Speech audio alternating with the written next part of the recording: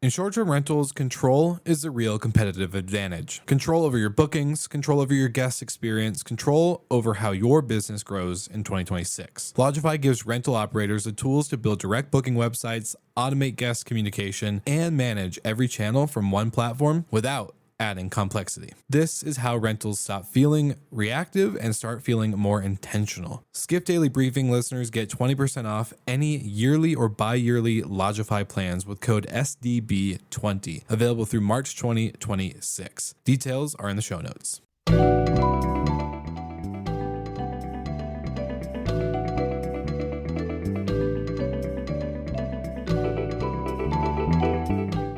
Welcome back to the Skift Daily Briefing. It's Tuesday, March 10th. I'm Sarah Dandashi, and today, ChatGPT backs away from in-chat transactions. The Middle East events calendar hits a major warning sign with F1, and the New York, New Jersey World Cup lodging story is turning into a real-time case study on how regulation moves demand. Let's get into it. First up, the AI commerce reality check.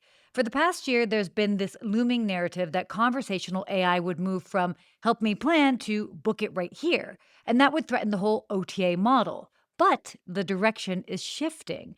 OpenAI is now prioritizing discovery and research inside ChatGPT while pushing checkout to third party apps. In other words, the browsing and decision layer is getting stronger, but the transaction layer is staying outside of the chat. Now, why does this matter for travel? Because travel isn't a simple add to cart sort of purchase.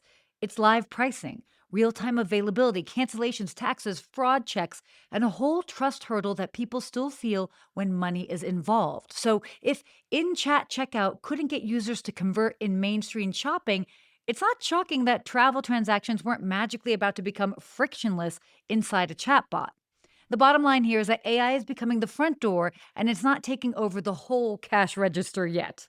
Next up, Formula One. And this one is less about racing and more about the business of live events. The Bahrain and Saudi Arabian Grand Prix races in April are now in serious doubt amid escalation regional conflict. And with F1, it's not just show up and race. The entire machine has to move weeks in advance. Freight, broadcast gear, staffing, hospitality builds, sponsor activation. It's a traveling city. So when airspace and operational reliability get shaky, the complexity isn't theoretical, it's immediate. So zoom out, and this becomes a signal flare for the broader Middle East events economy. Trade shows, conferences, corporate gatherings, so many of these rely on the same long lead logistics and the same confidence in travel corridors staying open. So if F1 can't execute on schedule, it raises a blunt question for everything else on the radar. What's the contingency plan when the infrastructure for people and stuff moving smoothly stops being guaranteed? The takeaway here, live events are the first domino when mobility and confidence takes a hit. And our third story here, the World Cup lodging math in the New York metro area is getting very real, and New Jersey is benefiting. New York City's strict short term rental rules sharply limit supply for stays under 30 days. And when you put that next to a World Cup surge, demand doesn't disappear, it just moves. Data around key match dates shows occupancy rising far more across the river in the Jersey City, Newark area than in New York City itself. Now, this isn't just a where people sleep story, it's a where spending goes story. So if fans are staying in Hoboken or Jersey City, their morning coffee, dinners, last minute shopping are more likely to happen there too. It also puts real pressure on the policy conversation.